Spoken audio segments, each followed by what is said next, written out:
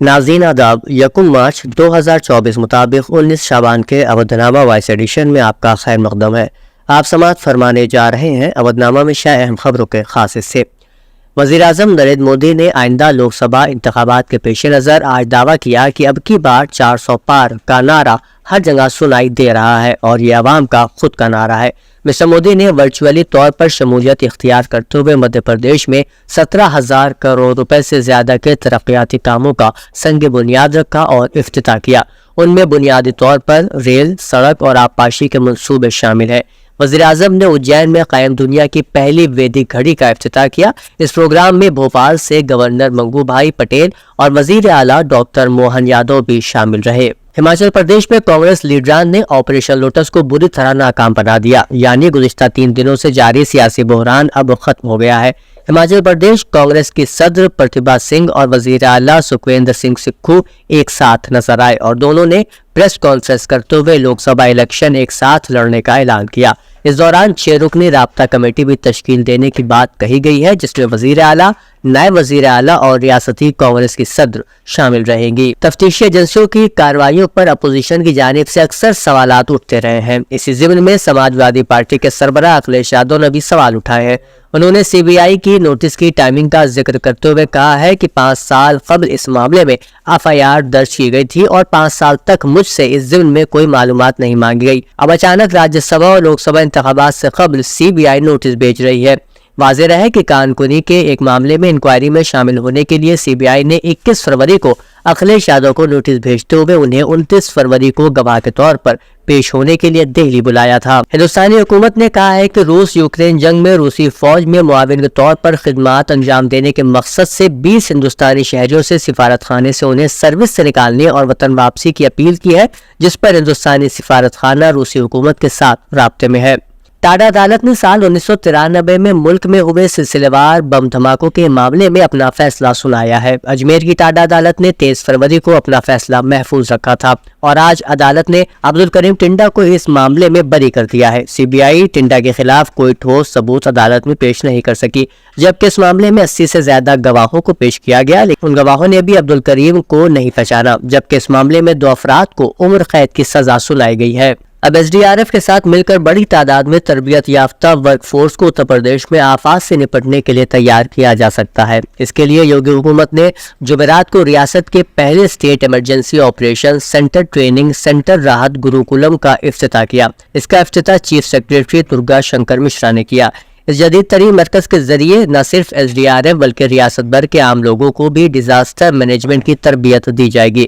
اس کے ذریعے آفات سے نپٹنے کے لیے تربیت یافتہ لوگوں کی بڑی تعداد ریاست میں تیار کی جائے گی، تاکہ آفات سے ہونے والے جانی اور مالی نقصان کو کم کیا جا سکے۔ خواجہ معین الدین چشتی لینگویج یونیورسٹی کے اٹل آڈیٹوریم میں یونیورسٹی کے وائس چانسلر پروفیسر نریندر بہادر سنگھ کی رہنمائی میں طلبہ سے مکالمے کے عنوان سے ایک پروگرام کا انعقاد کیا گیا۔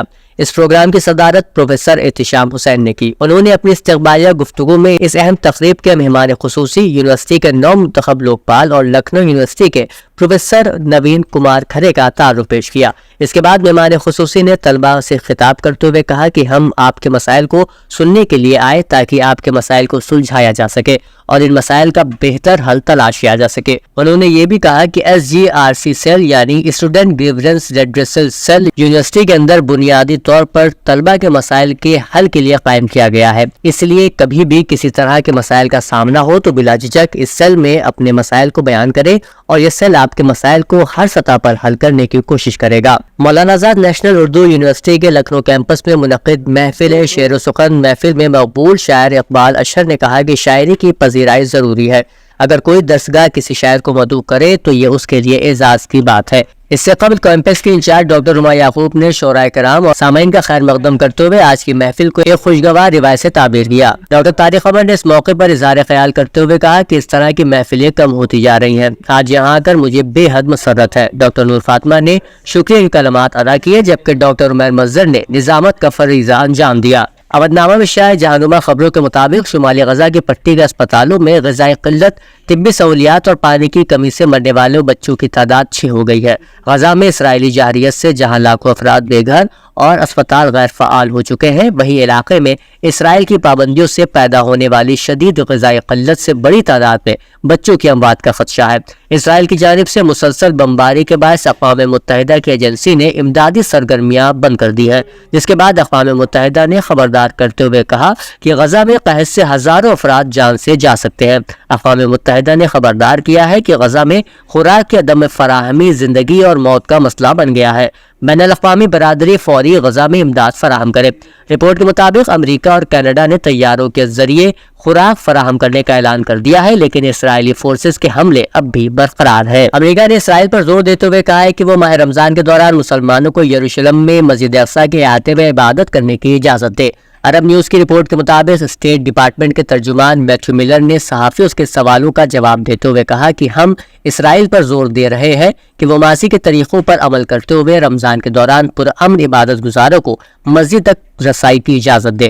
انہوں نے مزید کہا کہ یہ نہ صرف اخلاقی طور پر درست اقدام ہے اور یہ صرف لوگوں کو مذہبی آزادی دینے کے بارے میں نہیں ہے جس کے وہ مستحق ہیں اور ان کا حق ہے، بلکہ یہ اسرائیل کی سلامتی کے لیے بھی اہم ہے۔ سعودی عرب کے ولی عہد اور وزیر اعظم شہزادہ محمد بن سلمان بن عبدالعزیز آل سعود اور فرانسیسی صدر ایمینوئل میکرون نے ٹیلی فون پر غزہ کی تازہ صورتحال، جنگ سے متاثرہ علاقے میں امداد پہنچانے اور بحیرہ احمر کی سلامتی سمیت دیگر امور پر تبادلہ خیال کیا۔ فون پر بات کرتے ہوئے دونوں رہنماؤں نے سعودی عرب اور فرانس کے مابین دو طرفہ تعلقات کا جائزہ لیا۔ اس کے علاوہ باہمی دلچسپی کے امور سمیت متعدد دیگر امور پر تبادلہ خیال کیا۔ پاکستان کی قومی اسمبلی کا افتتاحی اجلاس مقررہ وقت سے 1 گھنٹے سے زائد کی تاخیر سے شروع ہوا۔ شریف برادران اور بلاول بھٹو زرداری کی آمد پر نعرے بلند کیے گئے۔ عمران خان کے حامیوں نے بھی اپنے رہنماؤں کے حق میں نعرے لگائے۔ پاکستان کے صدر مملکت عارف علوی نے اپنے تحفظات کا اظہار کرتے ہوئے 16ویں قومی اسمبلی کا اجلاس آج صبح طلب کیا تھا۔ اجلاس میں نومنتخب ارکان قومی اسمبلی نے حلف بھی اٹھایا۔ پاکستان مسلم لیگ نون کے سربراہ اور سابق وزیر اعظم نواز شریف نے ایاز صادق کو قومی اسمبلی کے لیے اسپیکر نامزد کیا۔ مسلم لیگ نون اور اتحادیوں نے شہباز شریف کو وزیر اعظم کا امیدوار بنایا ہے۔ وہ دوسری مرتبہ پاکستان کے وزیر اعظم ہوں گے۔ اودھ نامہ میں شائع مضامین کو مکمل طور پر پڑھنے کے لیے اودھ نامہ کی ویب سائٹ www.awadhnama.com پر وزٹ کریں اور ای پیپر پر کلک کریں۔